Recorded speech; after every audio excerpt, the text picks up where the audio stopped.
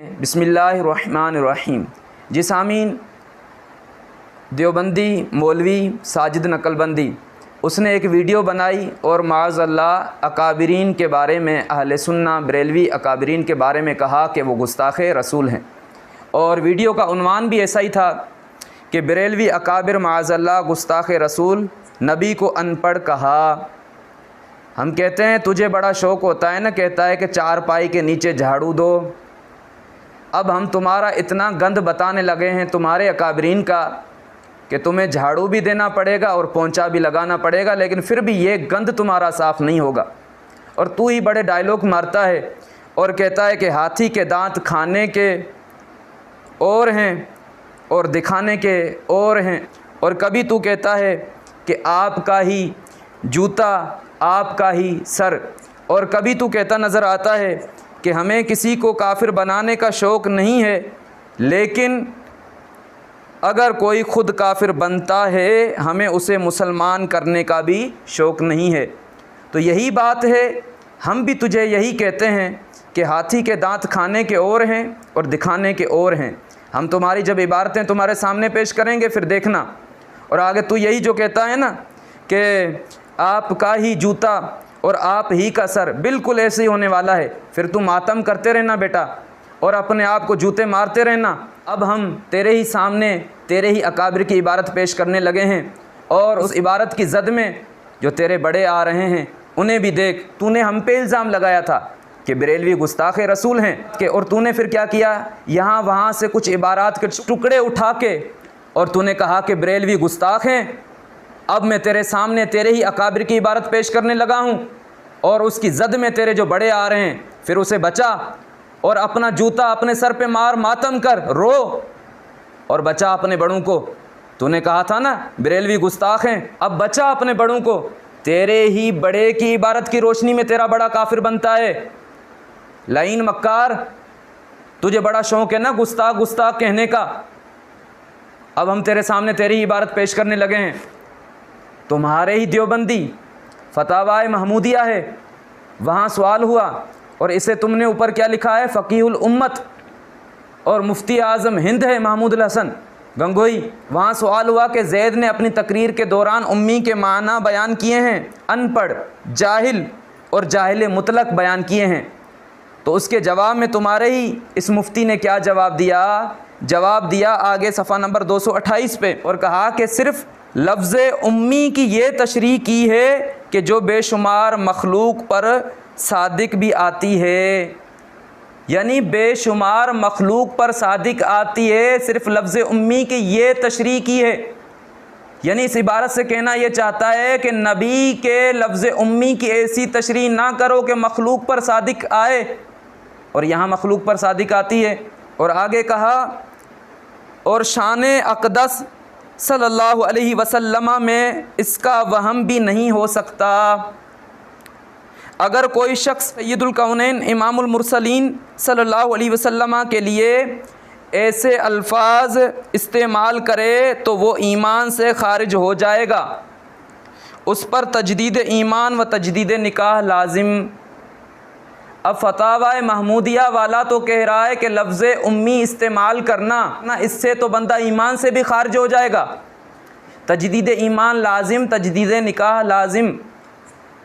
अब हम आपके सामने दूसरी तुम्हारे बड़े की इबारत पेश करने लगे हैं। किताब का नाम है फ़ज़ाइल दुरूद शरीफ और उसके ऊपर लिखा हुआ है कि कुतुबुल अक़ताब और लिखा हुआ इमाम रब्बानी और मोहम्मद ज़करिया, उनकी ये किताब है। और सफ़ा नंबर 65 पे कहा कि मशहूर कौल ये है कि उम्मी अनपढ़ को कहते हैं जो लिखना पढ़ना न जानता हो।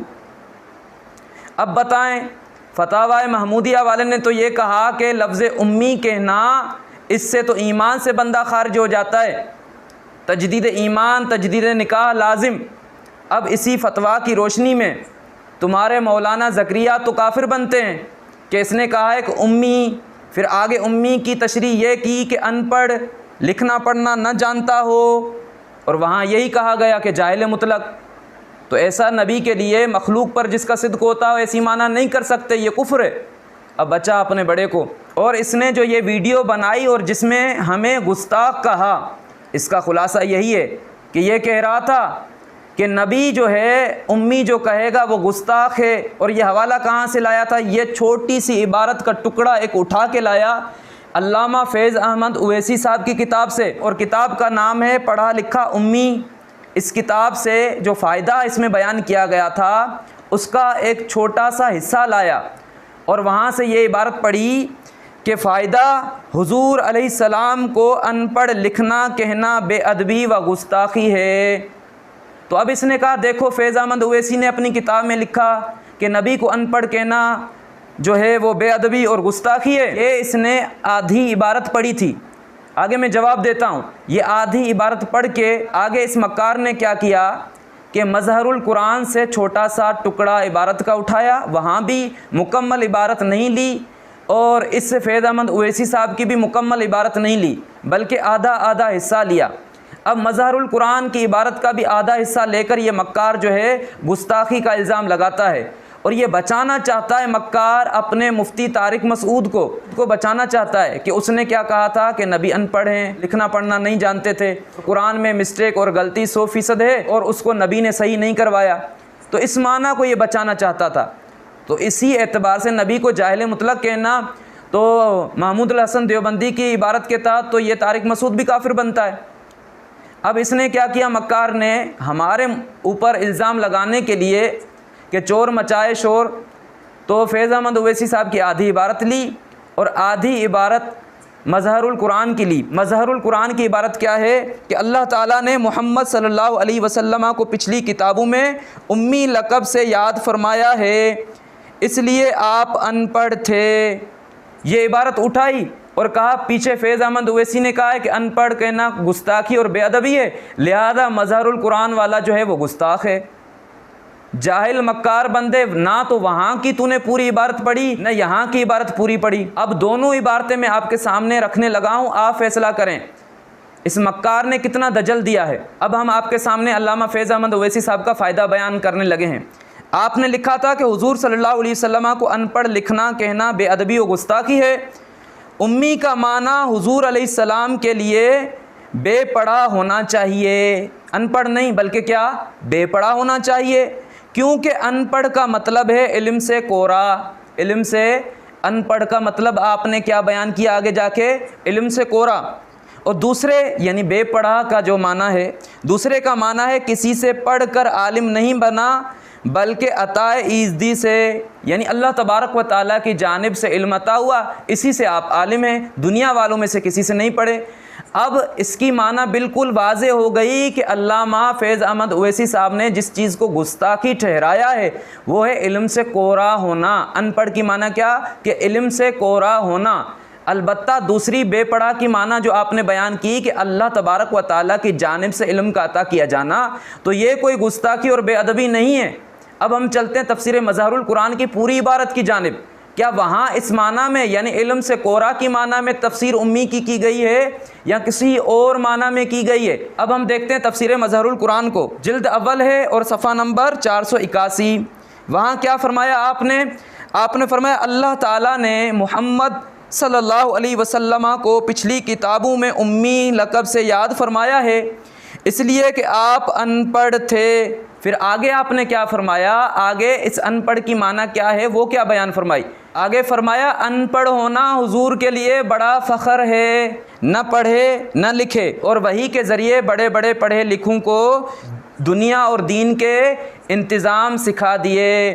तो अब बताओ यहाँ इल्म से कोरा की माना में आपने कब किया तफसीर मज़हरुल कुरान वाले ने, बल्कि आपने कहा कि अल्लाह से जो ही मानत फैज़ अहमद उवैसी साहब ने की थी कि अता ईज़दी, वही बात यहाँ है कि अल्लाह की वही के ज़रिए जो है आपने दुनिया और दीन वालों को बड़े बड़े जो है मामला ठीक कर दिए, आपने सिखा दिए।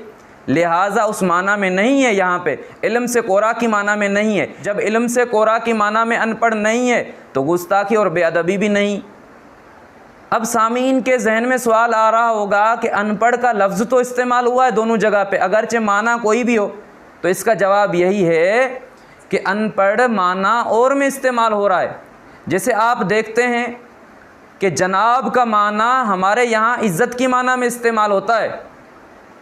हम अहले सुन्ना या लुगत वाले इज़्ज़त की माना में इस्तेमाल करते हैं जनाब को, लेकिन यही दया बना के बड़ों ने पता है क्या लिखा कि जनाब से मुराद क्या है, जीम से जाहिल, नून से नालायक, अलिफ से अहमक, बे से बेवकूफ़, इस माना में जनाब को लिया। तो ये मक्कार लोग जो हैं जिस माना में लेते हैं अल्फाज वही होते हैं, माना कुछ और होती है। अव्वल तो हम उम्मी का माना अनपढ़ करते ही नहीं, अगर करते हैं तो उसका मतलब इल्म से कोरा नहीं होता, बल्कि अल्लाह तबारक व तआला की जानिब से अपने महबूब को इल्म दिया गया, जाहिल मुतलक की माना में नहीं होता। लिहाजा हमारे ऊपर तो गुस्ताखी ना लगी, बल्कि इस मक्कार के सामने हमने जो है इनके ही बड़ों की इबारत को पेश किया, और उस इबारत की जद में जो है इनके ही बड़े आ रहे हैं जिनके ऊपर कुफ्र का फतवा लग रहा है। अब इस साजिद को चाहिए कि मातम करे, रोए और अपने ही सर पे जूते मारे, जो ये कहता रहता है, अपने ही चारपाई के नीचे झाड़ू दे, सफाई करे और पोंछा लगाए, अपने बड़ों के गंद को साफ़ करे।